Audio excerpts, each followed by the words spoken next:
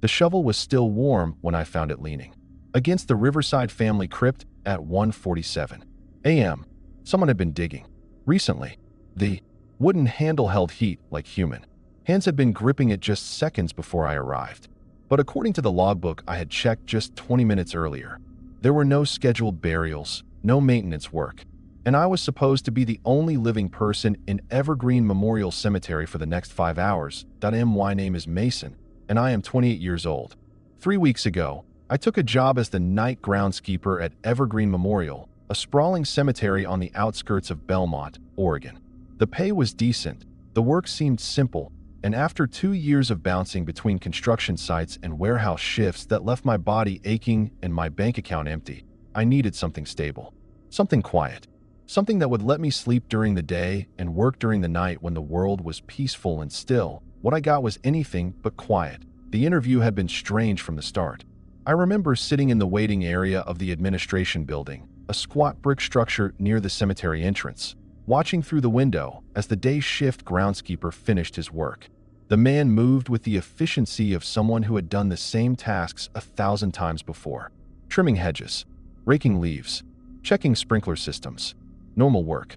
Safe work. I thought my job would be the same, just at night. The cemetery director, Gerald Hoffman, finally called me into his office 20 minutes after my scheduled appointment time. He was a thin man, probably in his late 50s, with wire-rimmed glasses that constantly slid down his nose and hands that never stopped moving. Tapping on the desk, adjusting papers, straightening pins that were already straight. His office smelled like old coffee and something else I could not quite identify. Something earthy and damp, like soil after heavy rain. Gerald spent less time asking about my work experience and more time studying my face, like he was searching for something specific, some quality or characteristic that he needed to see before he could make his decision. It made me uncomfortable, the way his eyes moved over my features, pausing on my eyes, my mouth, the scar above my left eyebrow from a construction accident 2 years ago. "Tell me, Mason," he said finally, his fingers drumming against the desk in a rhythm that seemed almost deliberate. "Why do you want to work at a cemetery?" It was a strange question. Most employers asked about skills, experience, references. But Gerald wanted to know my motivation. "I need the work," I said honestly, "and I do not mind being alone. I actually prefer it." "Alone?" He repeated the word slowly, like he was tasting it. "Yes, that is important. The night shift here is very solitary. You will not have coworkers. You will not have supervision. Just you and the grounds. For 8 hours. Every night. That sounds fine to me." Gerald leaned back in his chair, which creaked under his weight despite how thin he was. The previous groundskeeper left rather suddenly, after only 9 days. He did not give notice. He did not explain why. He simply stopped showing up. What happened? That is what I am trying to avoid happening again. Gerald reached into his desk drawer and pulled out a laminated card, about the size of an index card. He slid it across the desk toward me. "These are the rules. Read them carefully." I picked up the card. The rules were typed in small, precise letters, single-spaced, numbered 1 through 7. Some of them made sense. Basic groundskeeping protocols about locking gates and reporting damage. Others did not make any sense at all. That I read through them twice, my confusion growing with each rule. "I do not understand," I said. "Some of these rules are very specific, very unusual." "Yes." Gerald's hands stopped moving for the first time since I had entered his office. "They are, but they are not negotiable. If you take this position, you must follow every rule exactly as written. No exceptions, no variations, no shortcuts. But what are they for? What is the reason behind them?" Gerald leaned forward, his expression serious. "Mason, some questions are better left unasked. The rules exist because they need to exist. They were developed over many years, through much trial and error, by people who worked here before you. They learned what works and what does not work. And what I need from you is not understanding. What I need is compliance. Can you do that?" I thought about the past 2 years.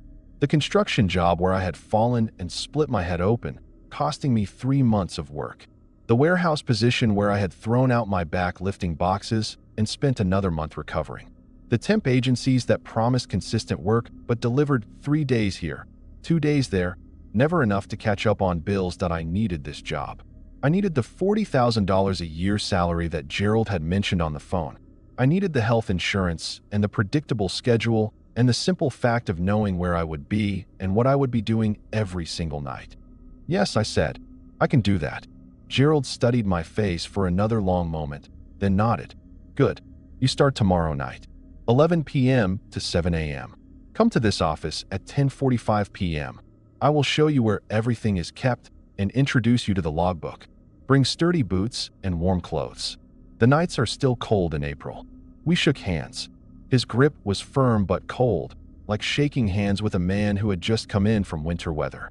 When I left his office and walked back through the cemetery to my car, I felt the weight of that laminated card in my jacket pocket. Heavy, significant, like carrying something that mattered more than I understood. That was 3 weeks ago.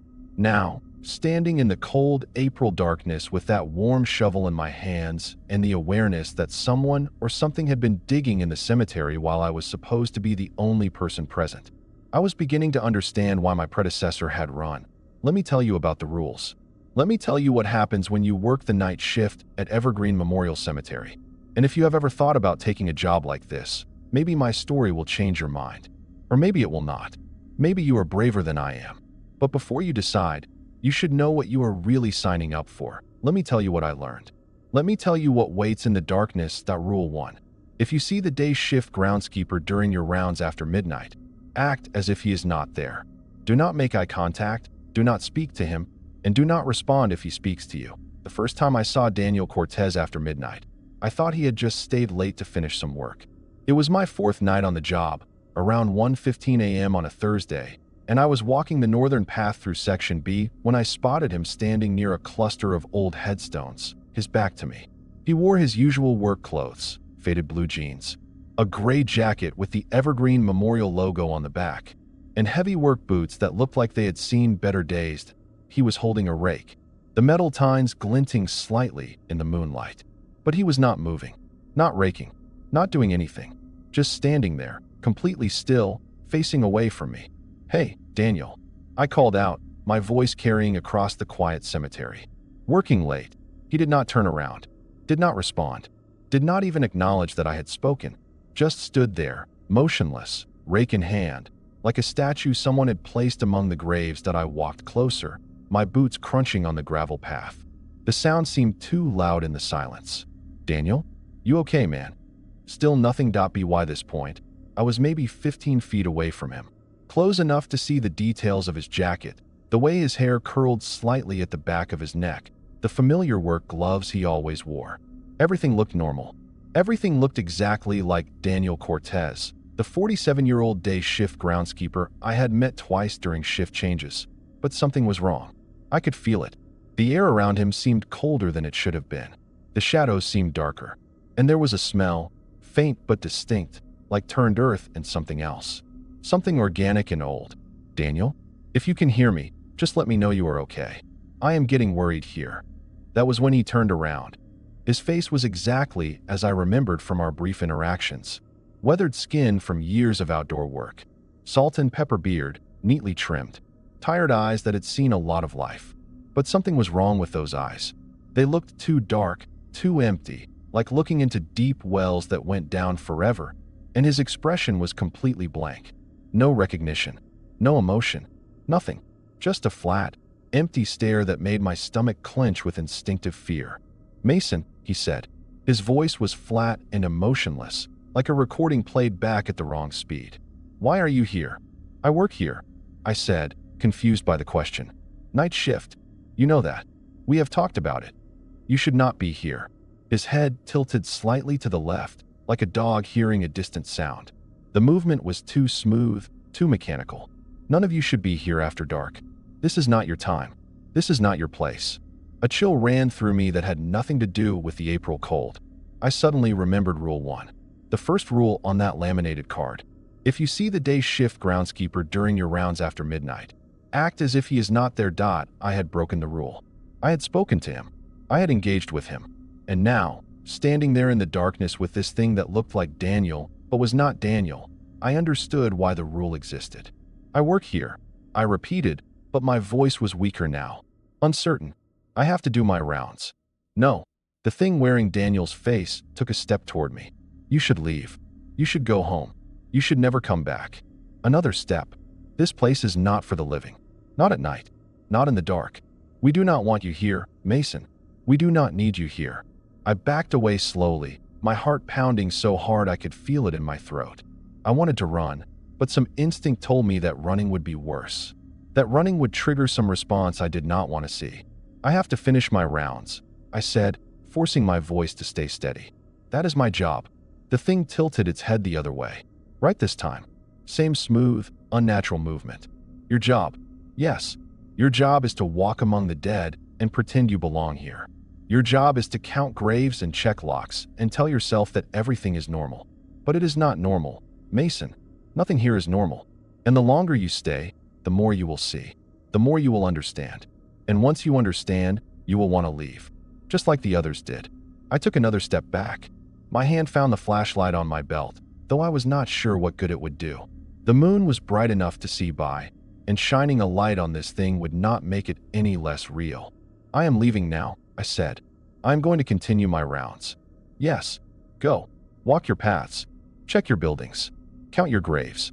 But remember, Mason, the thing smiled, and the expression was all wrong. Too wide. Too many teeth. I will be here tomorrow night. And the night after that. And every night you work here. Watching. Waiting. Wondering when you will make a mistake. Wondering when you will talk to me again. Wondering when you will break another rule. I turned and walked away, not running, but moving as quickly as I could without breaking into a sprint. My skin crawled with the sensation of being watched. Every shadow seemed to hide something. Every sound made me want to look over my shoulder, that I did not look back. Not once. Not until I had put 3 full sections of cemetery between myself and that thing with Daniel's face, when I finally stopped to catch my breath. I was near the maintenance shed in Section G. My hands were shaking. My legs felt weak. I leaned against the shed's metal wall and tried to process what had just happened, that I had seen something. Something that should not exist. Something that wore a familiar face but was not the person I had met during daylight hours. And I had spoken to it, engaged with it, broken the first rule on my very 4th night. The rest of my shift passed in a state of heightened anxiety. Every shadow made me jump. Every sound made me reach for my flashlight. I kept expecting to see Daniel again, to hear that flat, emotionless voice calling my name. But the cemetery remained quiet. Empty. Just graves and moonlight and the sound of my own footsteps on gravel paths. When my shift ended at 7 a.m., I waited in my truck in the parking lot. 15 minutes later, Daniel Cortez arrived for his day shift. I watched him get out of his car, a beat-up Honda Civic with a faded paint job. He was carrying a thermos of coffee and a lunchbox. He looked tired, normal, completely human. When he saw me, he waved. "Morning, Mason. How was your night?" I rolled down my window. It was quiet. "Hey, can I ask you something?" "Sure. Do you ever work late? Like, stay past your shift to finish projects?" Daniel laughed. "Are you kidding? I am out of here at 6 o'clock sharp every day. I do not care if there is work left. Night work is your job, not mine. This place creeps me out enough during the day. I would not stay here after dark for any amount of money." "So you have never been here at night?" "Not even once. Never." "What?" I thought about telling him. Thought about describing what I had seen, the thing that wore his face and spoke with his voice. But what would I say? That I had met his evil twin? That there was something in the cemetery that looked exactly like him? He would think I was crazy. "No reason," I said.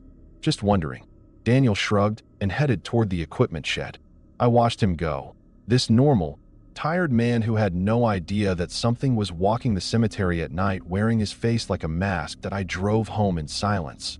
The morning sun bright in my eyes. I did not sleep well that day. I kept seeing those empty eyes, that too wide smile, hearing that flat voice saying my name.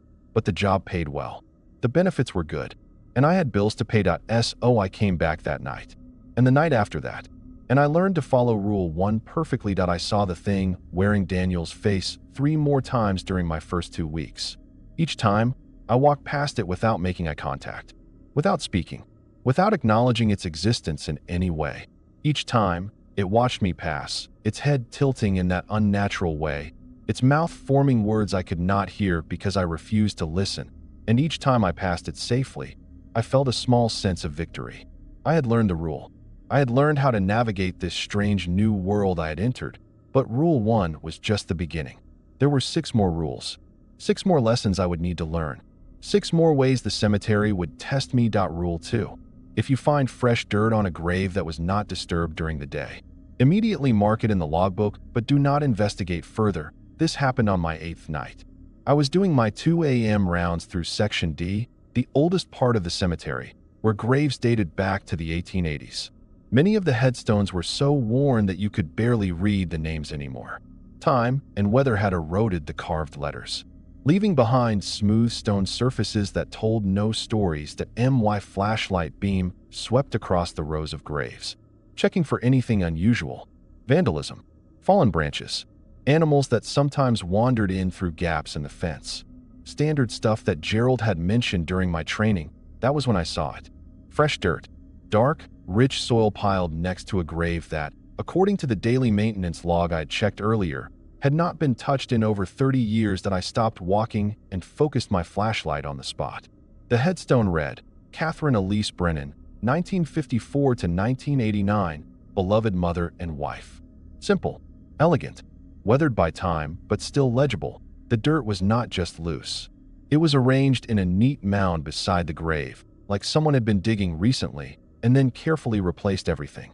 The pile was maybe 2 feet high and 3 feet across, fresh enough that I could still smell the earth, that rich, loamy scent that comes from deep soil that has not been exposed to air in a long time. But there were no footprints around it, no tool marks in the grass, no signs of any human activity, just that pile of earth that should not have been there, sitting next to a grave that should not have been disturbed. I pulled out the logbook from my jacket pocket. It was a small, spiral-bound notebook with a black cover, worn soft from years of use by previous groundskeepers. Gerald had given it to me on my first night, along with specific instructions to record anything unusual I observed during my shifts. I flipped to a blank page and wrote, Section D, Grave 447, Catherine Brennan. Fresh disturbance noted at 2:13 a.m.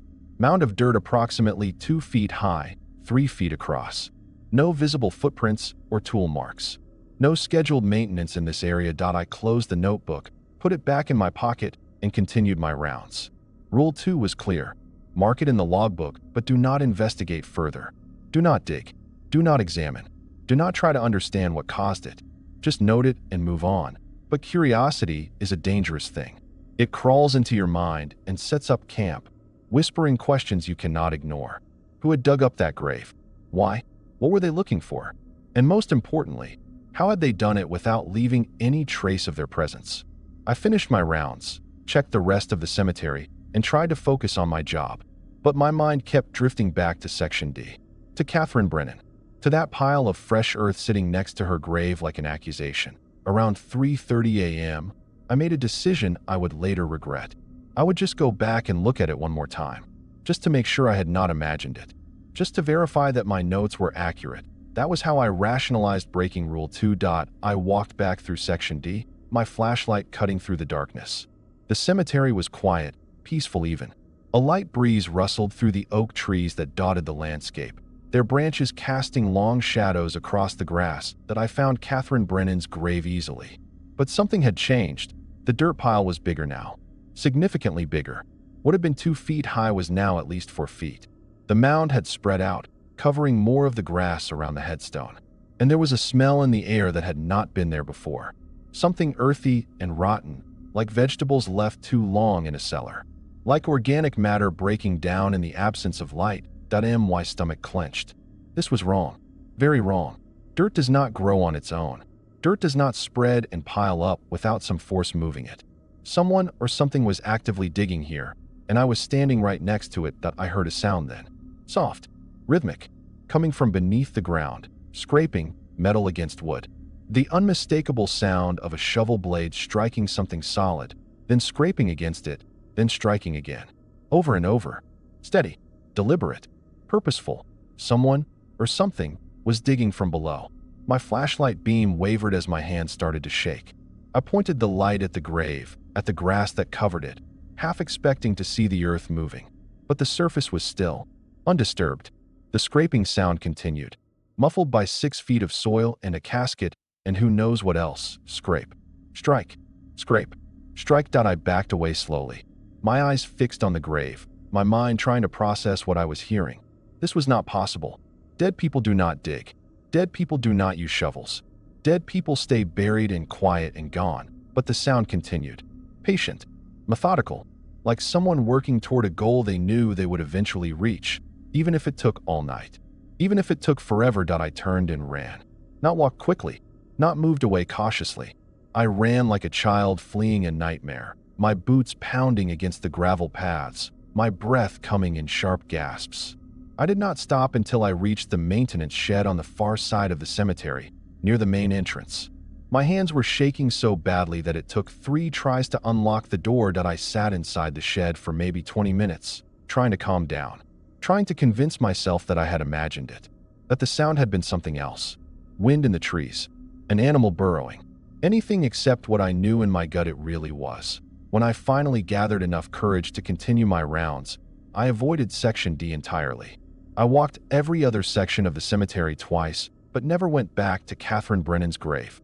I told myself I would check it during my 5 a.m. rounds. When dawn was closer and the darkness did not feel quite so oppressive at 5 a.m., I returned to Section D. Catherine Brennan's grave was undisturbed. The grass was neat.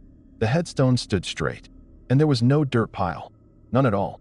The earth was level and smooth, as if nothing had ever happened there. I stood there for a long time, staring at that grave, my flashlight beam sweeping back and forth across the grass, looking for some evidence, some proof that I had not imagined the whole thing. There was nothing. Just a grave.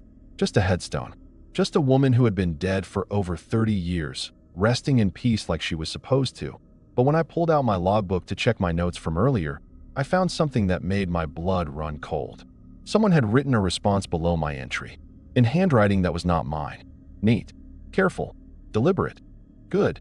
You learned. Do not come back to this grave again. Some questions should remain unanswered.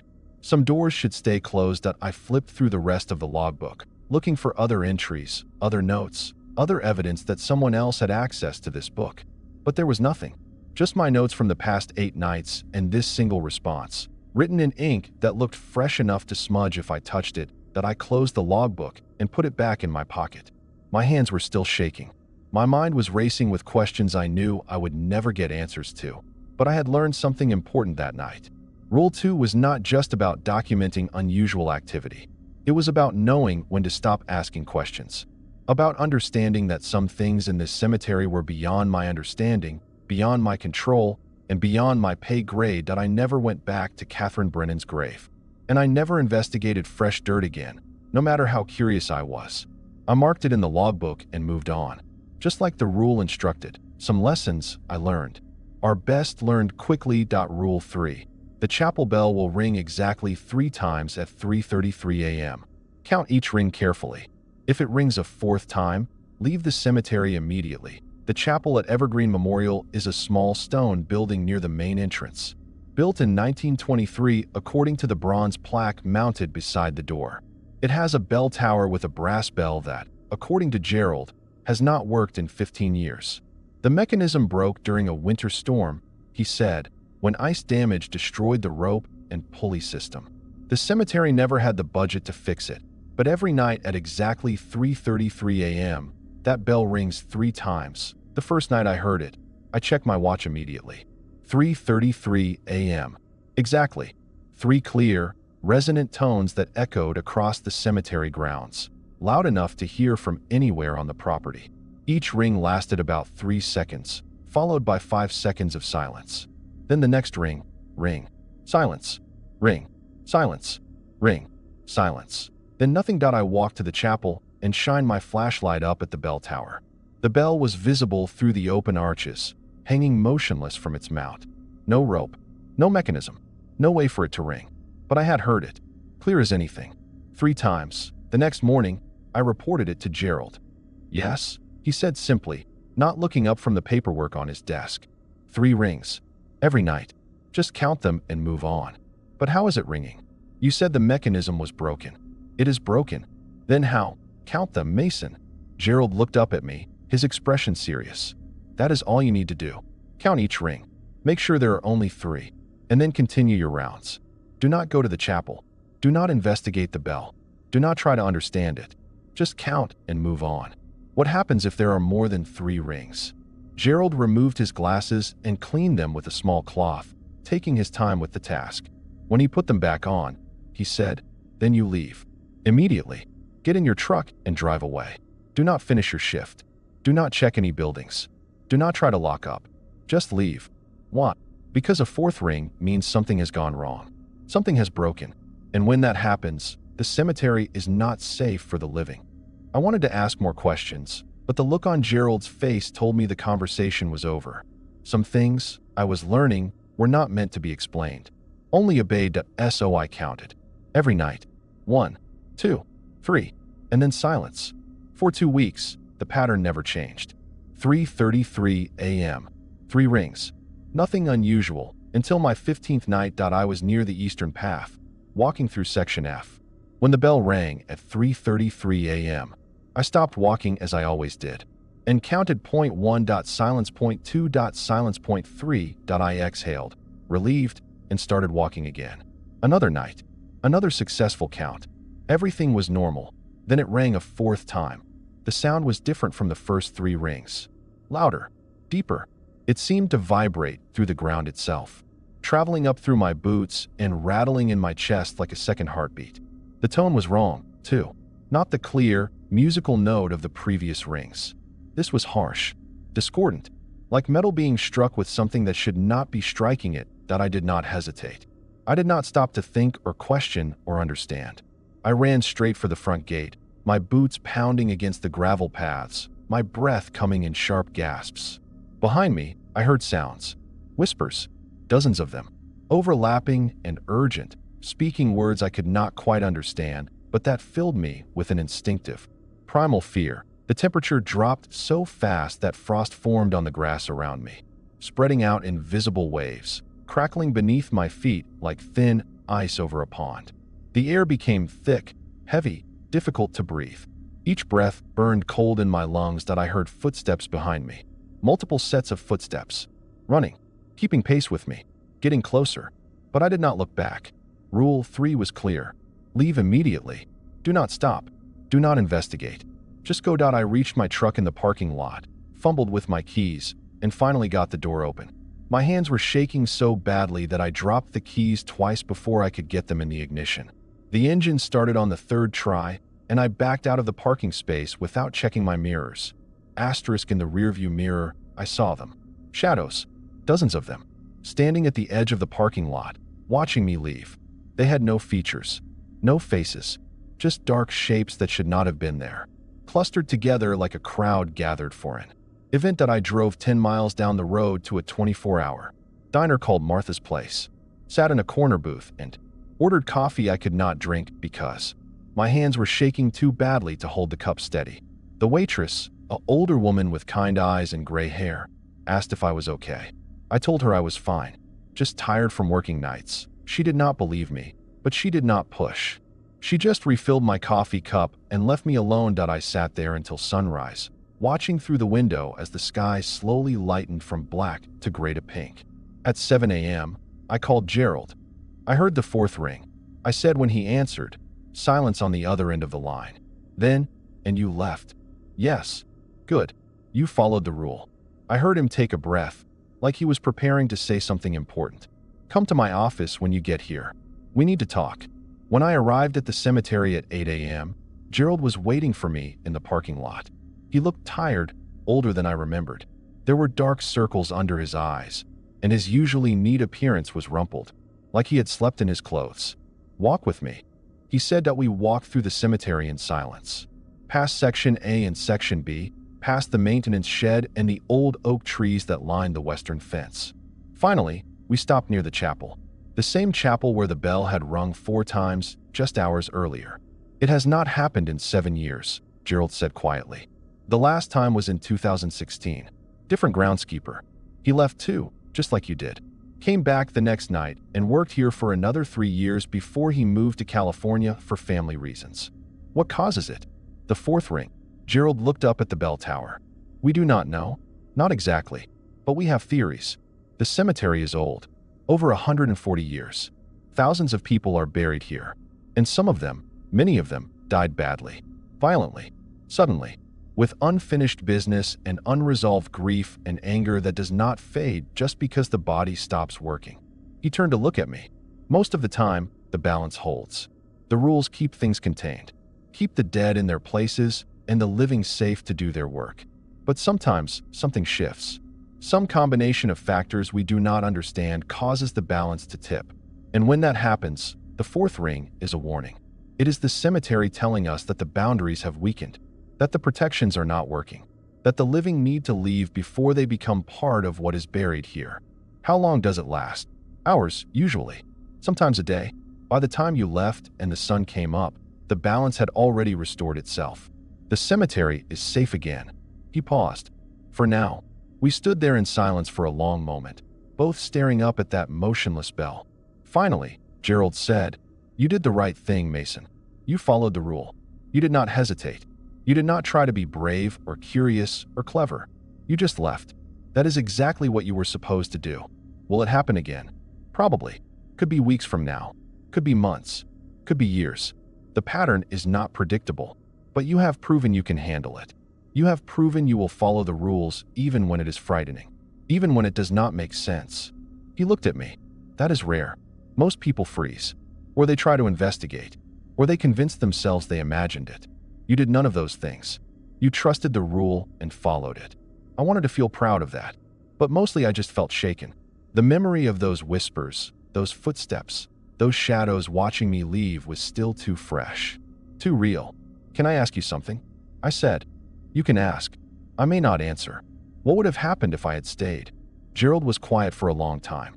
Then he said, "I do not know. No one who has stayed through a fourth ring has ever been able to tell us afterward."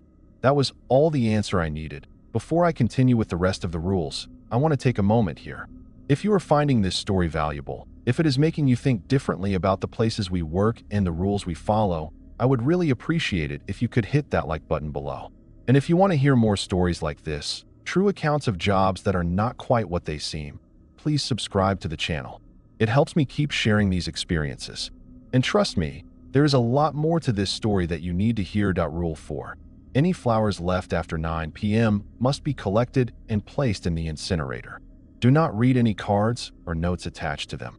This rule seemed harmless at first. Straightforward. People leave flowers at graves all the time. It is a normal part of grieving, of remembering, of maintaining connection with the dead. During my first week, I would find flowers on various graves during my rounds. Roses, lilies, carnations, sometimes whole arrangements in vases. I collected them as instructed and took them to the incinerator near the maintenance shed. The incinerator was an old metal structure, probably installed in the 1970s, with a heavy door and a blackened interior from decades of use. Gerald had shown me how to operate it on my first night.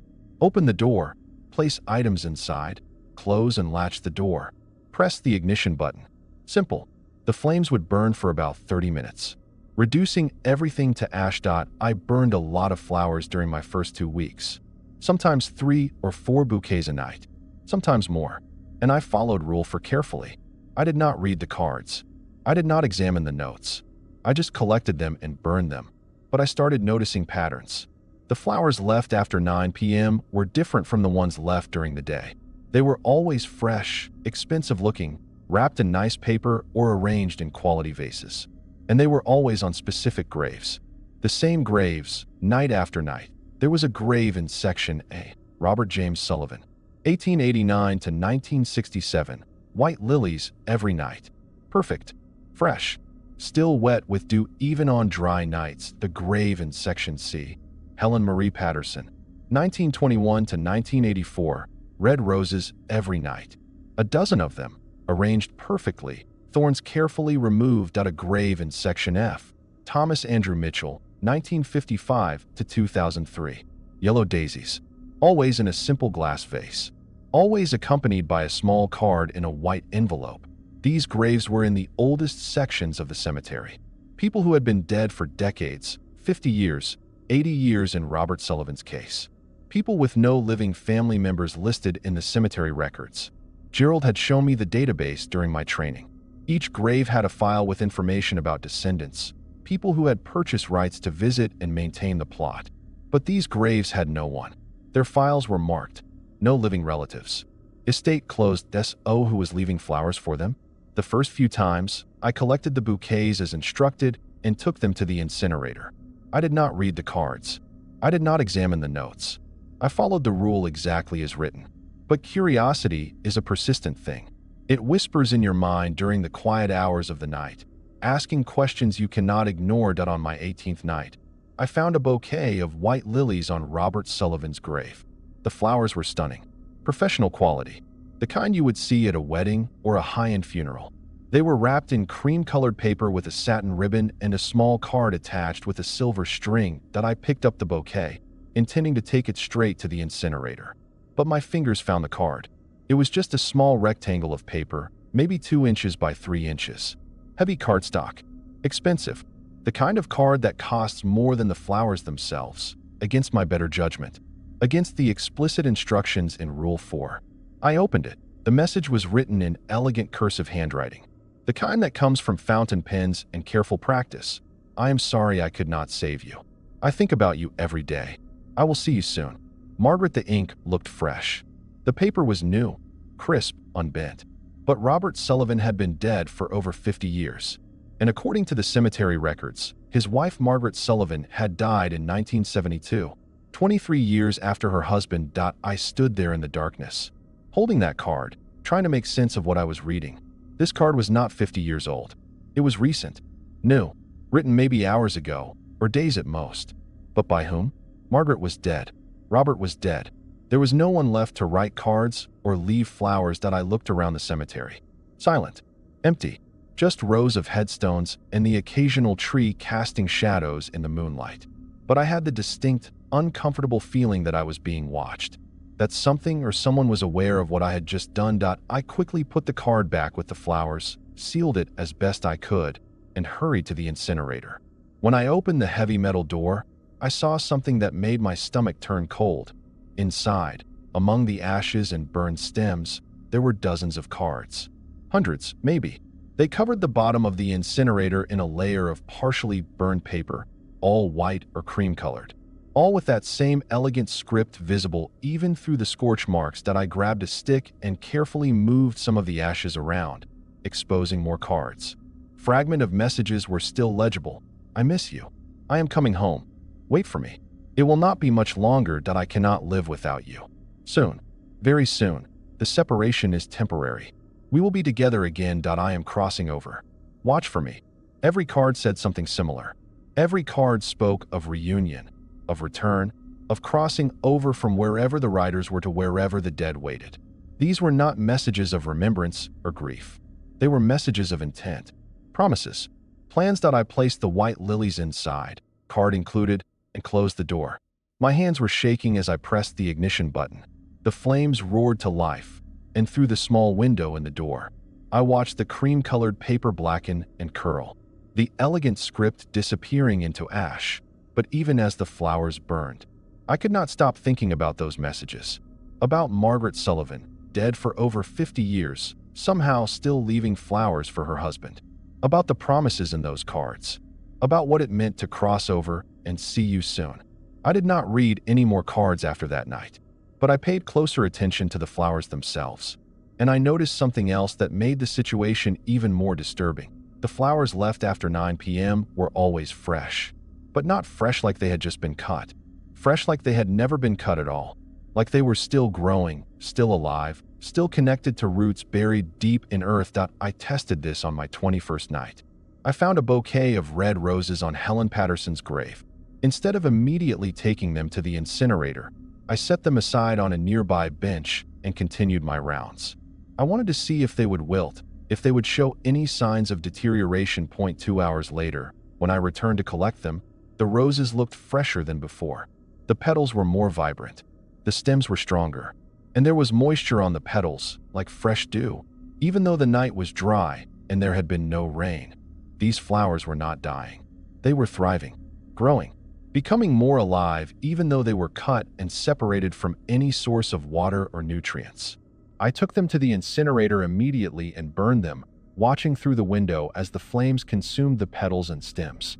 But even as they burned, they seemed to resist. The fire took longer than it should have. The stems curled and twisted like they were trying to escape the heat. And when it was finally over, the ashes looked wrong. Too dark, too thick, like the flowers had left behind more substance than they should have. That night, I made a decision. I would follow Rule 4 perfectly from then on. No more reading cards. No more examining flowers. No more curiosity. I would collect them immediately when I found them and burn them without hesitation. Because I was beginning to understand something disturbing. These flowers were not tributes from the living to the dead.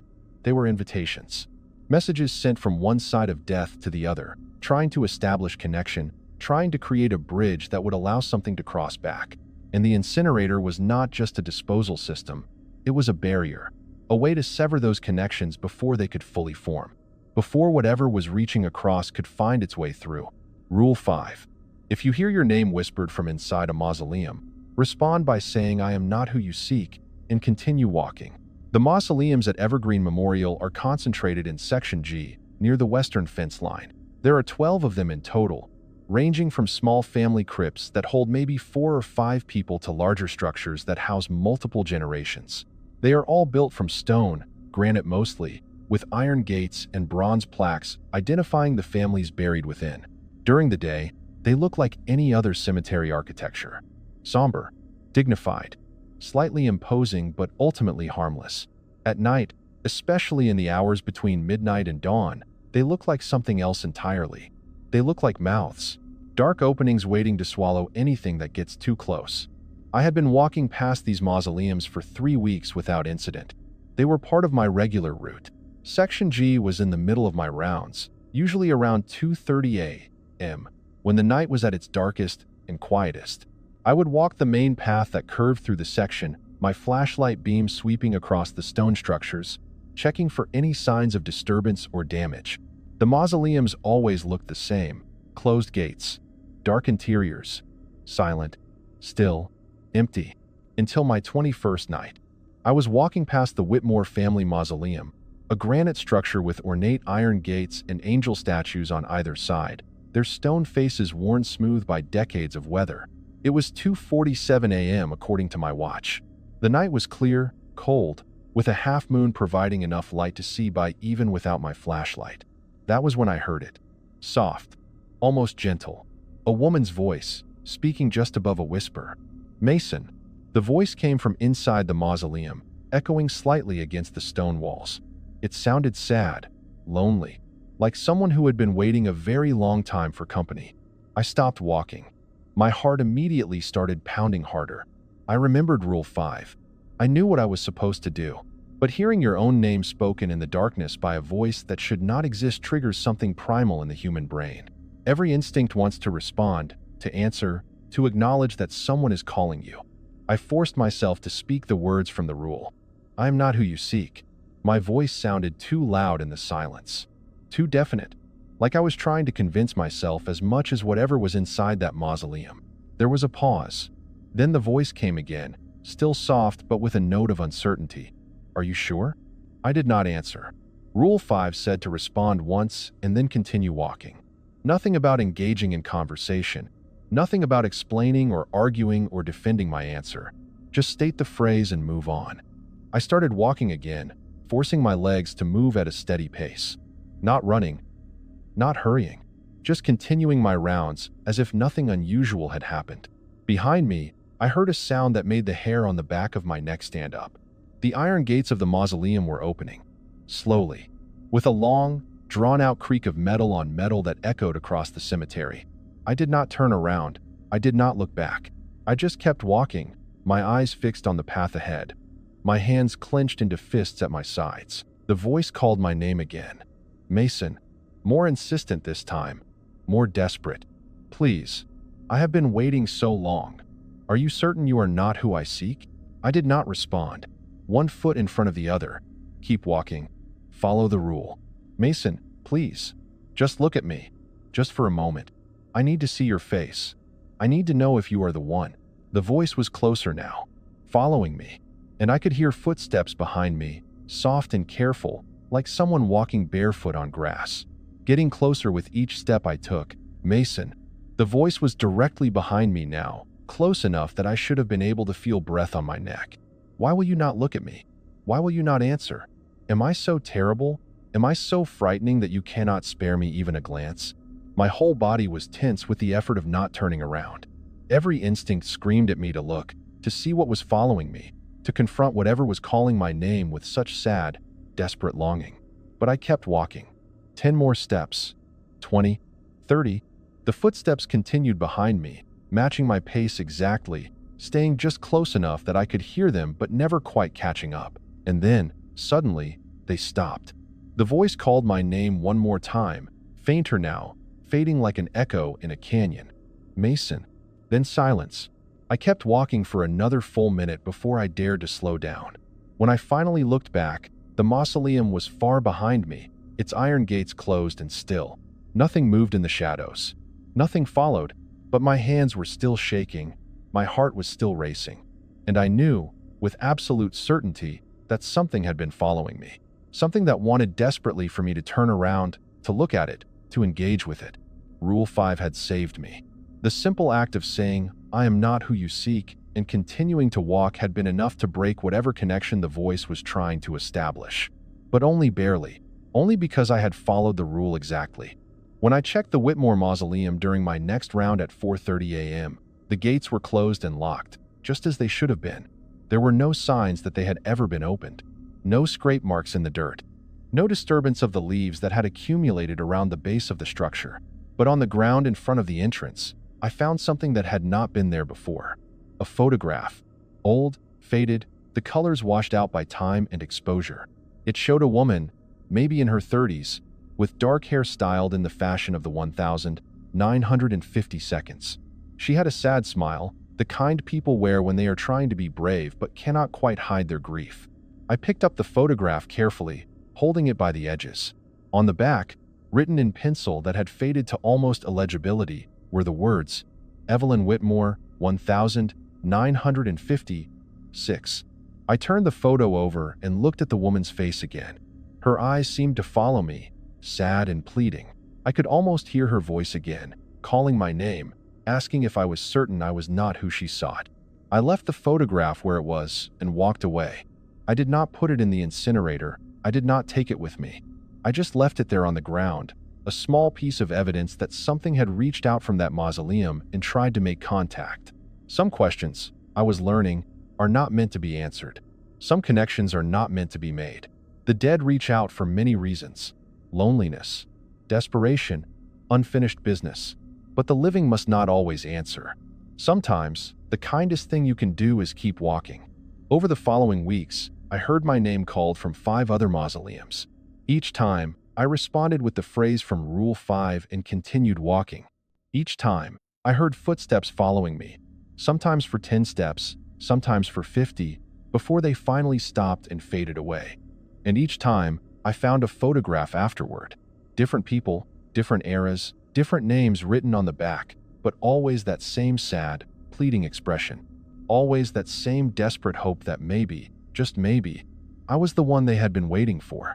I never answered. I never looked back. I never engaged beyond that single phrase, because I understood now what the rule was really protecting me from. These voices were not trying to scare me. They were trying to connect with me, to anchor themselves to me, to use my acknowledgement, my attention, my living energy as a bridge back to the world they had left behind. And if I gave them that bridge, if I turned around and looked at them and really saw them, I would become part of their story, part of their waiting, part of their eternal, desperate search for something they could never find. Rule 5 kept me separate, kept me safe, kept me among the living. Rule 6. The eastern path through Section F must be walked clockwise only. Never walk it counterclockwise, regardless of circumstance. Section F is the oldest part of Evergreen Memorial Cemetery. The graves here date back to the 1872, when Belmont was just a small logging town and the cemetery was a single acre of cleared land at the edge of the forest. Over the decades, the cemetery expanded, adding new sections and new paths, but Section F remained largely unchanged. The headstones here are weathered and worn. Many of them have lost their inscriptions entirely, reduced to blank slabs of stone that mark the presence of graves whose occupants have been forgotten by time. The trees in this section are old growth, massive oaks, and Douglas firs that were already mature when the first graves were dug. The eastern path loops through Section F in a wide circle, connecting to the main paths on the north and south sides. It takes about 12 minutes to walk the full loop at a steady pace. According to my rounds checklist, I was supposed to walk this path clockwise, starting from the northern entrance and exiting at the southern end. The rule was very specific about this. Walk clockwise only, never counterclockwise, regardless of circumstance. I learned why on my 10th night, and I learned it the hard way. I was running behind schedule that night. I had spent too much time dealing with the fresh dirt situation in Section D, marking it carefully in my logbook and then, against my better judgment, going back to check it a second time. By the time I reached Section F, it was almost 4 a.m., and I still had 2 more sections to cover before my shift ended at 7 a.m. When I reached the eastern path, I made a decision that seemed logical and reasonable at the time. Instead of walking the long way around clockwise, which would take 12 minutes, I would cut through counterclockwise and save myself almost half the time. It was a shortcut, simple, efficient, and I was tired and behind schedule and not thinking clearly about why the rule existed in the first place. I stepped onto the path going the wrong direction, counterclockwise, from south to north instead of north to south. The change was immediate, instantaneous, like stepping from one world into another. The temperature dropped, not gradually, not over the course of a few seconds. It dropped instantly, from maybe 45 degrees to what felt like 20 degrees or colder. My breath turned to thick fog. Frost began to form on the grass around me, spreading outward from my boots in visible waves, crackling and popping as ice crystals formed on every blade. The air became thick, heavy, like trying to breathe underwater, each breath requiring effort, each exhale visible as dense white clouds. My flashlight beam seemed weaker somehow, like the darkness was actively pushing against the light, trying to snuff it out. And then I heard them. Footsteps. Multiple sets of footsteps. Walking in perfect unison, their rhythm exactly matching mine. They were behind me, just out of sight, just beyond the reach of my flashlight beam. I turned around, swinging my flashlight in a wide arc. Nothing there. Just empty path and darkness, and those frost-covered graves on either side. But the footsteps continued, steady and relentless, matching my pace exactly. I walked faster. The footsteps sped up. I broke into a jog. They jogged too. Always behind me. Always just out of sight. Always keeping that same careful distance. Then the voices started. Whispers at first, barely audible over the sound of my own breathing and the crunch of my boots on the frozen grass. But they grew louder quickly. Dozens of voices overlapping, speaking words I could not quite understand, but that filled me with a deep, instinctive dread. The words sounded old, ancient, like a language that had not been spoken in centuries, harsh consonants and strange vowels that hurt to hear. But underneath the foreign sounds, I could sense the meaning. They were angry, furious. I had violated something, broken some ancient agreement, walked the wrong way on a path that demanded respect. I started running, not jogging, not hurrying, full out running, my boots pounding against the path, my lungs burning from the cold air, my flashlight beam bouncing wildly as I fled. The footsteps behind me multiplied. It sounded like dozens of people were chasing me now, maybe hundreds, their feet striking the ground in perfect unison, creating a thunderous drumbeat that echoed off the old headstones. The whispers became shouts, angry and accusing, coming from all directions at once. The temperature kept dropping. My fingers were going numb inside my gloves. My face felt frozen, the skin tight and burning. Every breath was painful, like inhaling shards of ice. I could feel them behind me. Not see them, but feel them. A presence, massive and old and absolutely enraged. The air itself seemed to press against me from all sides, trying to slow me down, trying to hold me in place. And then I understood. I understood what I had to do. The path was circular, a loop, and I had entered it going the wrong direction. The only way to fix this, the only way to escape whatever I had awakened, was to reverse course. To turn around completely and walk the path the correct way. I stopped running.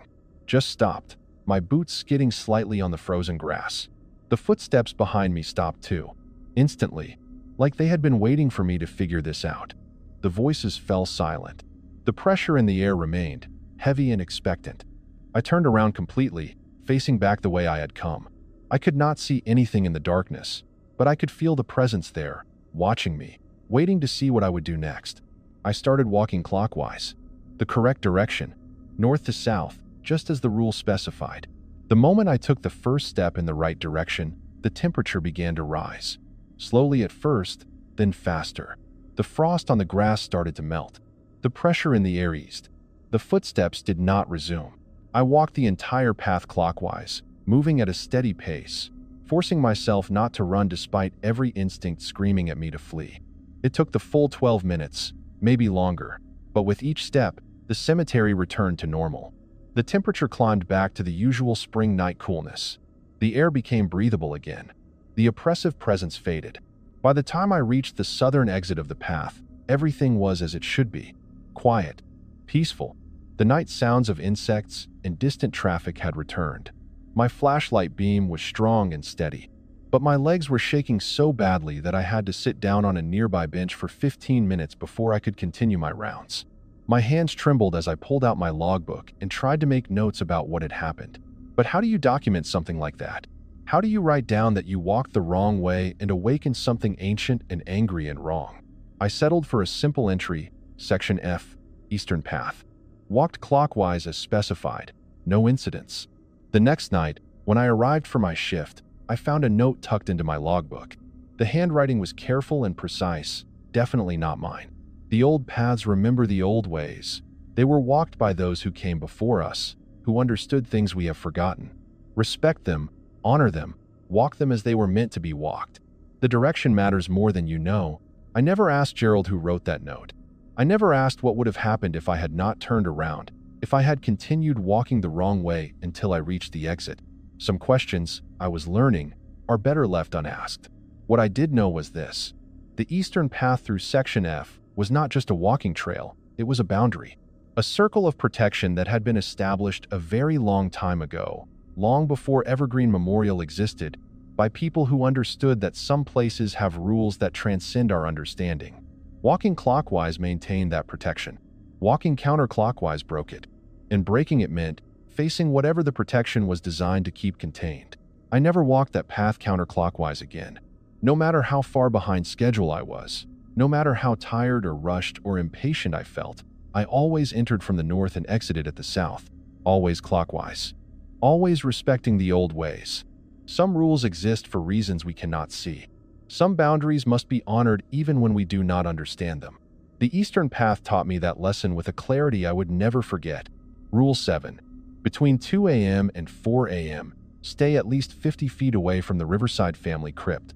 The temperature drop is extreme and can cause immediate frostbite. The Riverside family crypt is the largest and most impressive structure in Evergreen Memorial Cemetery. Built in 1891 by industrialist James Riverside after the death of his wife and 3 children, it is a massive stone building that looks more like a small church than a tomb. The walls are constructed from blocks of gray granite, each one perfectly cut and fitted. The entrance features an ornate bronze door with relief sculptures of angels and crosses. Stained glass windows, though darkened and dirty from decades of weather, still show faint traces of their original colors when light hits them at the right angle.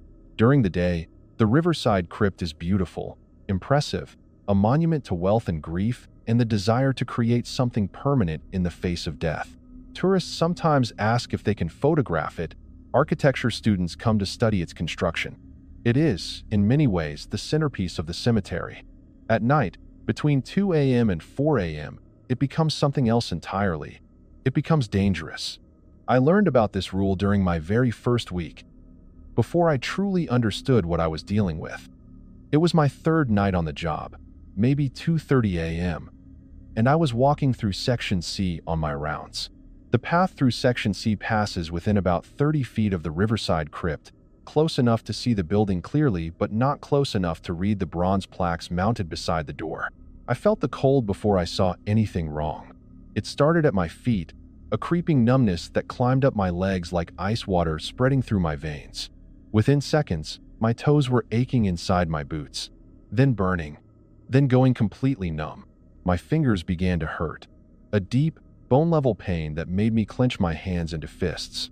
I could see my breath coming out in thick, heavy clouds, far denser than normal for a spring night, and I realized that frost was forming on my jacket, spreading across the fabric in delicate patterns, like crystal veins growing across the dark material. I looked down at my thermometer, a small digital device I kept clipped to my keychain. The display read 7 degrees Fahrenheit. 7 degrees. In April, in Oregon, when the ambient temperature was probably close to 50 degrees. The cold was localized, I realized, contained to a specific area around the Riverside crypt. I took a quick step backward, away from the building, and immediately felt the temperature rise. Another step, warmer still. Within 10 feet of movement, I was back to normal spring night temperatures. But the damage was done. My fingers and toes continued to ache for hours afterward, that deep, painful burning you get when frozen tissue starts to warm up. The tips of my ears felt tender. My nose was red and painful to touch. I had been in that zone of extreme cold for maybe 30 seconds, less than a minute, and it had been enough to cause the early stages of frostbite. I reported it to Gerald the next morning, showing him my reddened fingertips and describing what I had felt. "The Riverside crypt," he said simply. Nodding like this confirmed something he already knew. "Between 2 a.m. and 4 a.m. Yes, stay away from it during those hours." "But what causes it? Some kind of underground ice? A broken refrigeration system? Does it matter? I would like to understand what I am dealing with." Gerald removed his glasses and cleaned them with a small cloth from his pocket. It was a gesture I was learning meant he was choosing his words carefully, deciding how much to tell me and how much to leave unsaid. "In 1891, he said finally, "the entire Riverside family died during a particularly harsh winter. James Riverside, his wife Catherine, and their 3 children. Emma, age 9, Thomas, age 7, and baby Samuel, age 2. Carbon monoxide poisoning from a faulty furnace." He put his glasses back on and looked at me directly. "They froze to death in their sleep. The furnace failed first, so the house temperature dropped. But the gas line stayed open, so the carbon monoxide kept filling the rooms. By the time anyone found them, 3 days later, the house was below freezing and all 5 of them were dead." "That is terrible," I said. "But I do not understand what that has to do with the crypt. Some people say the cold followed them, that they brought it with them to the grave, that their last experience, freezing to death in their own home, was so traumatic that it imprinted on their remains, on their resting place." Gerald's voice took on that careful, measured tone he used when discussing things he did not fully believe but could not dismiss. "Whether that is true or not, whether it is some kind of supernatural phenomenon or just an unexplained weather anomaly, the temperature drop is real. It is dangerous. And it only happens during those 2 hours. Between 2 a.m. and 4 a.m. Why those specific hours? Because that is when they died.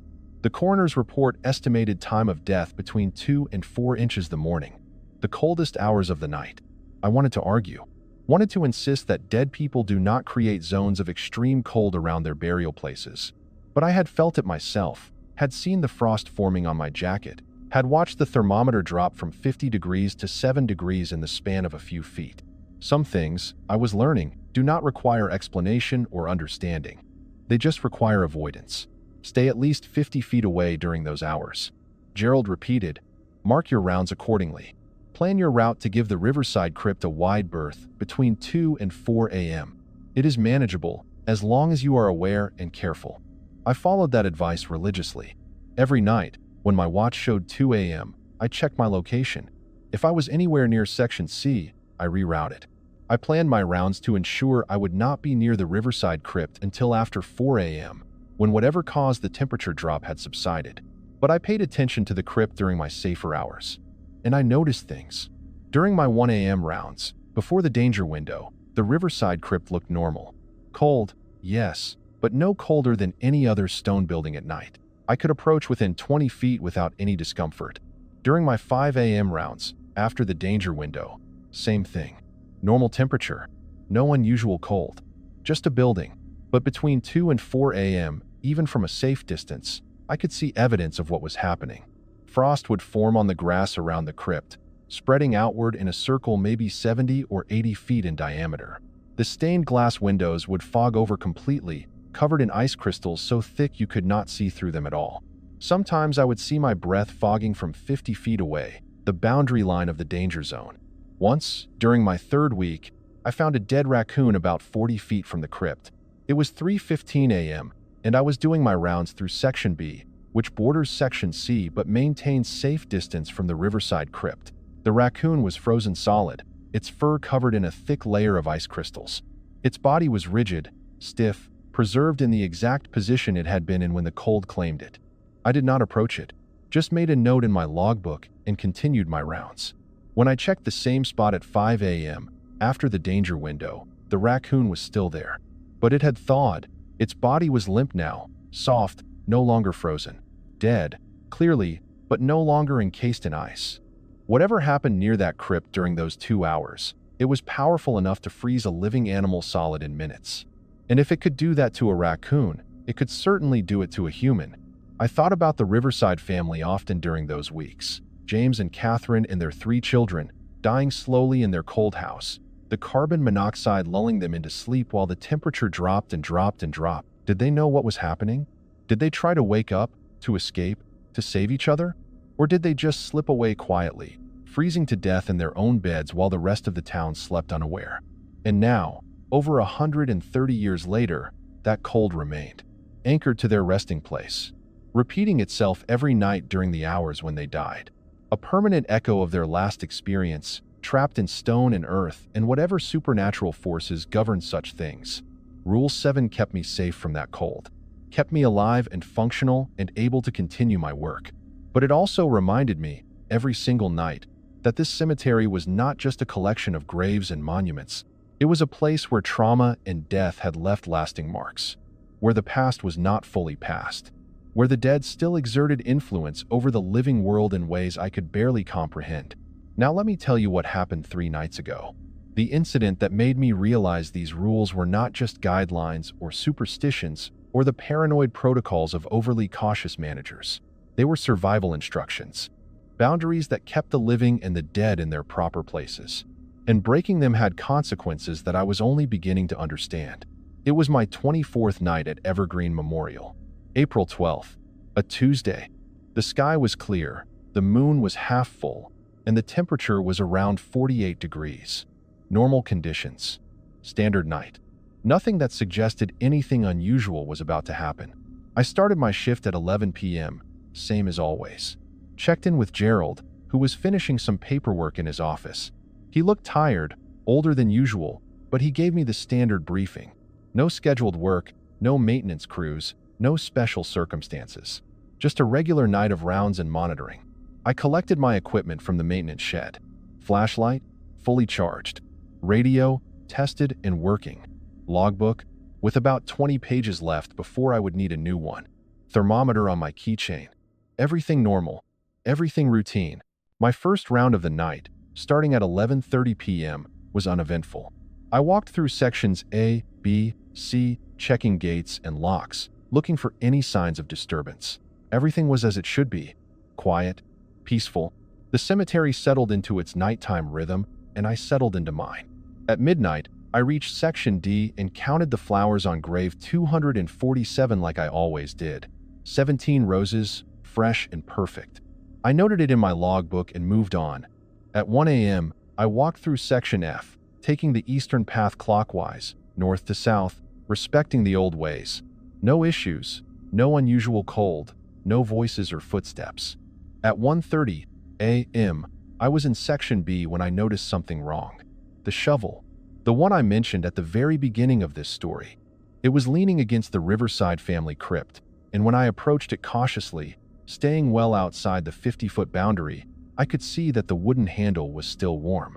Not just warm from ambient temperature, warm like human hands had been gripping it moments before. But there were no scheduled burials, no maintenance work, and according to my checks, I was the only person who should be in the cemetery. I stood there for a long moment, staring at that shovel, trying to decide what to do. Should I collect it? Leave it? Report it to Gerald? The rules did not cover this situation. There was no protocol for mysterious warm shovels appearing next to dangerous buildings. While I was debating, I heard a voice behind me. Clear, close, familiar. Mason. I turned around and saw him. Daniel Cortez, the day shift groundskeeper, standing about 20 feet away, holding a rake, staring at me with those empty, wrong eyes that I had seen once before on my 4th night. Daniel, I said quietly, and immediately regretted it. Rule 1. Do not speak to him. Do not engage. Act as if he is not there. But I was rattled, confused about the shovel, and I had made a mistake. Where did this come from? I heard myself ask, gesturing toward the shovel against the crypt. The words were out before I could stop them. Another violation of the rule. Another break in the boundary. Daniel's head tilted in that smooth, unnatural way. You should not have that. Why not? It is not yours. He took a step closer, his movements too fluid, too graceful for a man his age. Nothing here is yours, Mason. You are just borrowing time, walking among things you do not understand, playing at being a caretaker when you do not even know what you are caring for. A chill ran down my spine. This was wrong. I was breaking Rule 1, and I needed to stop. I needed to walk away, pretend he did not exist, continue my rounds as if this conversation had never happened. I set down the shovel carefully and started to walk away, not responding, trying to salvage what I could of the situation. Mason. Daniel called after me, his voice still flat but with an edge now, something sharp beneath the emotionless tone. It is too late now. You spoke to me. You answered me. You engaged. You broke the rule. I kept walking, my heart pounding in my chest, my boots crunching too loudly on the gravel path. Behind me, I heard footsteps. Not just one set. Multiple sets, more than just Daniel. I risked a glance over my shoulder and saw 3 figures following me. Daniel, and 2 others I did not recognize. One was a woman in a long dress that looked like it was from the 1920s. The other was a man in a suit, his face pale and expressionless. All 3 were walking in perfect unison, their steps synchronized, their eyes fixed on me with that same empty stare. Fear spiked through me, sharp and immediate. I broke into a run. The eastern path was ahead. Section F. I could cut through there, lose them in the winding paths between the old graves. But in my panic, in my desperate need to escape, I turned the wrong way. I entered the path counterclockwise, breaking Rule 6. The change was instant. The temperature dropped like someone had opened a freezer door. The air became thick and heavy, and the whispers started immediately, angry voices speaking in that ancient language I had heard before, accusing and furious. Behind me, the footsteps multiplied. It sounded like dozens of people were chasing me now, maybe hundreds, their feet striking the ground in perfect rhythm, creating a thunderous sound that echoed off the old headstones. I ran harder, my lungs burning, my legs pumping, terror driving me forward. I had broken 2 rules now, Rule 1 and Rule 6, and I could feel the cemetery responding, the boundaries weakening, things that should stay contained starting to reach out. I burst out of the eastern path and headed for the chapel, thinking maybe I could hide there, maybe I could wait until dawn, maybe I could somehow undo what I had done. But as I ran past the bell tower, I heard it. The chapel bell. Ringing. 1, 2, 3, 4. A 4th ring. At 1:47 a.m., not even close to 3:33 a.m. Not the scheduled time, not the normal pattern. I understood then, with terrible clarity, what was happening. The rules were not isolated. They were connected, woven together like threads in a net. Breaking one rule weakened all the others, and I had just broken 2 rules in the span of 5 minutes, maybe less. The entire system was collapsing. The cemetery came alive around me. Lights appeared in the windows of the mausoleums, flickering like candles, casting shadows that moved with purpose and intelligence. More figures emerged from between the headstones, dozens of them, maybe hundreds, all walking toward me with that same synchronized gait. The temperature dropped even further. Frost formed on every surface, spreading like a living thing, turning the grass white and making the path slick with ice. My breath came out in huge clouds. My fingers went numb inside my gloves. And the voices. God, the voices. They were everywhere now, calling my name from every direction. Mason, Mason, Mason. Over and over, a chorus of the dead, demanding my attention, demanding acknowledgement, demanding that I see them and hear them and join them. I heard the iron gates of mausoleums opening, that distinctive creak of old metal, echoing across the cemetery from multiple locations. Footsteps everywhere, surrounding me, closing in from all sides. I ran for the front gate, slipping on the frozen paths, my boots sliding on ice that should not exist in April. My lungs burned from the cold air. My face felt frozen. My hands were so numb I could barely feel them. Behind me, The voices grew louder, more desperate, more insistent. I heard the scrape of stone moving against stone, the sound of earth being displaced, the crack of wood breaking, all the sounds of the dead trying to reach the living, to cross the boundaries that normally kept them separate. I reached my truck, fumbled with my keys with frozen fingers, dropped them once, twice, before finally getting the door open. I started the engine and drove through the front gate without closing it, without looking back, without stopping. In the rearview mirror, I saw them. Dozens of figures standing at the cemetery entrance, watching me leave. They were clearer now than they had ever been before. I could see faces, expressions, clothing from different eras. Young and old, men and women, children, all standing together in a silent crowd, watching as I fled. I drove straight to Martha's place, the 24-hour diner I had been to once before, parked in the lot, and sat there until my hands stopped shaking enough to hold a coffee cup. The waitress, the same kind woman with gray hair, brought me coffee without asking and said nothing about the frost that was still melting on my jacket or the wild look in my eyes. At 7 a.m., when the sun was fully up and the world felt safe again, I called Gerald. "I broke the rules?" I said when he answered, my voice hoarse from the cold air.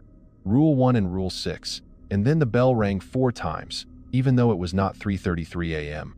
I broke everything. There was a long silence on the other end of the line. Then Gerald said, quietly, "Come to my office. We need to talk." Gerald's office felt different that morning. Smaller, more oppressive. The fluorescent lights hummed louder than I remembered. The air smelled more strongly of old paper and damp earth. Or maybe I was just more aware of everything after what I had experienced. Gerald was waiting for me with a pot of coffee and a thick folder I had not seen before. He looked tired, exhausted even, like he had not slept well. Or maybe like he had been expecting this call and had been dreading it. "Sit down," he said. I Saturday. My legs were still shaky. My hands still trembled slightly when I reached for the coffee cup he offered me. "The rules are not suggestions, Mason. You know that by now. They are boundaries. Protections. The cemetery tolerates our presence at night because we respect those boundaries. When you break them, especially multiple rules in a short time, the boundaries weaken. Things that normally stay in their places start to move, start to reach out, start to test how far they can go." "What things?" I asked, though I thought I already knew the answer. "The dead, Mason. The ones who are not at rest. The ones who have unfinished business or unresolved anger or grief so deep that it anchors them here." He opened the folder and showed me a list of names, pages and pages of names, handwritten in neat columns. "These are the people buried at Evergreen Memorial who died under traumatic circumstances. Murder, suicide, accidents, fires, drownings, violent deaths that left them disoriented, confused, unwilling or unable to move on. Each one of them has a specific reason for lingering, and the rules keep them contained, keep them in their proper places, keep them from reaching too far into the world of the living." I looked at the list. There were over 300 names. 300 spirits trapped in the cemetery, held in check by 7 simple rules that I had just violated. "What happens now?" I asked, though I was afraid of the answer. "Now you have a choice." Gerald folded his hands on the desk, his fingers laced together. "You can quit, walk away, never come back, find another job, another life, another place where the dead stay buried and the rules make sense. That is what your predecessor did. That is what most people do when they reach this point. Or you can stay. You can come back tonight and follow the rules perfectly, every single one, exactly as written. You can show them, show the dead, show the cemetery itself, that you respect this place and the boundaries that govern it. You can rebuild the trust you just broke. Will they leave me alone if I do that?" Gerald shook his head slowly. "No. You have their attention now. You have shown them that you can be influenced, that you can make mistakes, that you can break rules. They will test you, push against the boundaries, try to make you break more rules, try to draw you in further. It will be harder now, much harder. Every night will be a challenge. For how long?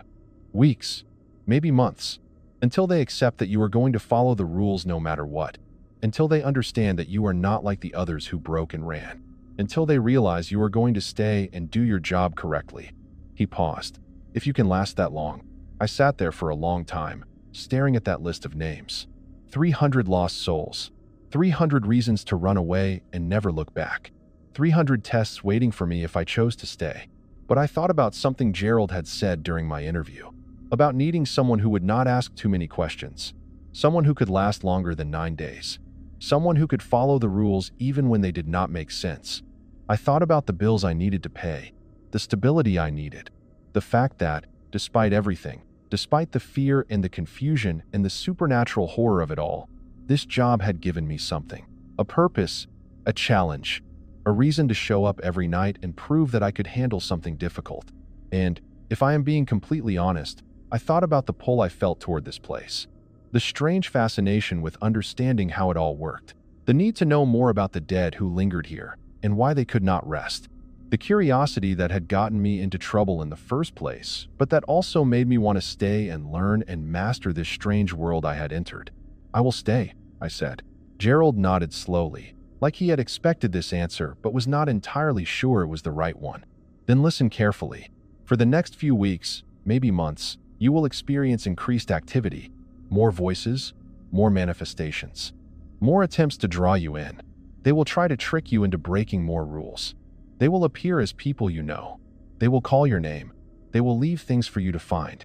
They will create situations that seem to require you to break a rule in order to handle them." He leaned forward, his expression serious.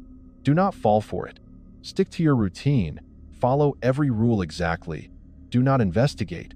Do not try to help them. Do not try to communicate beyond what the rules allow. Just do your job. Walk your rounds. Check your buildings. Mark your logbook.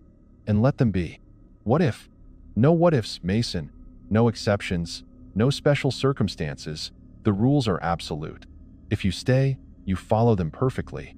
Every single night, no matter what happens, no matter what you see or hear or think you understand, the rules keep you safe.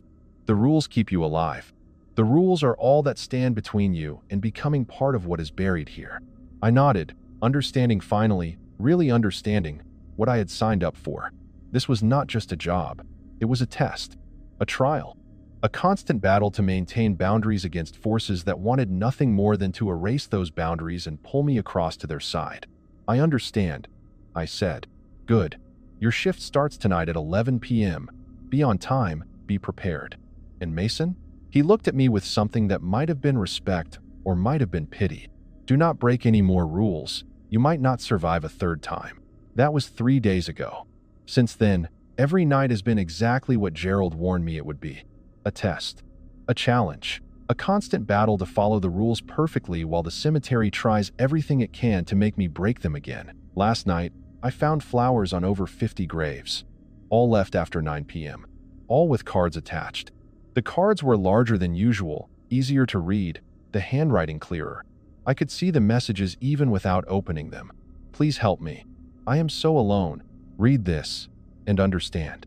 But I collected every single one and burned them without reading the messages. Even though my hands were shaking and voices whispered my name from inside the incinerator, I have heard my name called from at least 6 different mausoleums over the past 3 nights. Each time, the voices have been more desperate, more emotional, more human. They cry, they plead. They promise things if I will just turn around, just look at them, just acknowledge their existence. But I respond with the same phrase every time. "I am not who you seek." And I keep walking. I have walked the eastern path clockwise 5 times in 3 nights. Each time, I feel pressure pushing against me, urging me to turn around, to go faster, to take the shorter route. The whispers start before I even enter the path now, angry and accusing. But I walk it properly, north to south, clockwise, every time. The chapel bell has rung at 3:33 a.m. every night. 3 times. I count each ring carefully, waiting for the 4th, ready to run if it comes. So far, it has not. 3 rings and then silence. Normal. Contained. And I stay far away from the riverside crypt during the danger hours. Even though I swear I can hear voices calling from inside. Children's voices. Crying. Asking for help. Begging someone to let them out. To warm them up. To save them from the cold. But I do not approach. I do not investigate. I maintain the 50-foot boundary and continue my rounds. I have not seen the thing that looks like Daniel Cortez again. But I know it is there. Watching. Waiting. Testing to see if I will make the same mistake twice. Every night, I follow the rules. Every single one. exactly as written. And slowly, very slowly, the intensity is decreasing. The voices are becoming quieter. The manifestations are becoming less frequent. The pressure is easing. Gerald was right. The cemetery is testing me, pushing against the boundaries I am trying to rebuild. But as long as I hold firm, as long as I follow every rule perfectly, the boundaries will eventually strengthen again. The dead will return to their proper places. The balance will be restored. But it takes time, and patience, and the absolute commitment to never, ever break another rule. I am writing this now, at 6:45 a.m., sitting in my truck in the parking lot as the sun rises over Evergreen Memorial Cemetery. My shift ended 15 minutes ago. Daniel Cortez, the real Daniel Cortez, just arrived for his day shift. He waved at me, asked if I had a quiet night. I told him I did. In 14 hours, I will come back. I will start my rounds again. I will follow every rule exactly. And I will continue doing this, night after night, until the cemetery accepts me again. Until the voices stop calling my name with quite so much desperation. Until the shadows stop moving when I walk past. Until the boundaries hold strong and true. But I wanted you to know the truth about this place. About places like this. They exist everywhere. In every town, every city. Cemeteries with night shifts and strange rules that nobody talks about openly. Jobs that pay too well for how simple they seem on paper. Positions that have high turnover and managers who ask too few questions during interviews. If you ever find yourself applying for a job like this, pay attention to the rules. Ask yourself why they exist. Wonder about the person who had the job before you and why they left so suddenly. And think carefully about whether you are prepared for what following those rules really means. Because the rules are not there to make your job harder. They are not arbitrary policies created by paranoid managers. They are not superstitions or old wives' tales. They are survival instructions, boundaries between the living and the dead that must be maintained for the safety of both. And if you take the job anyway, because you need the money or the stability or because something pulls you toward these dark places, then follow the rules. Every single one, no exceptions, no shortcuts. No matter how curious you get or how much you want to help or how sure you are that you understand what is happening. Follow the rules exactly as written because they are all that stands between you and becoming part of what you are supposed to be watching over. I want to ask you something before I end this. Would you have stayed? After breaking the rules, after seeing what I saw, after understanding what this job really requires, would you have come back for another shift?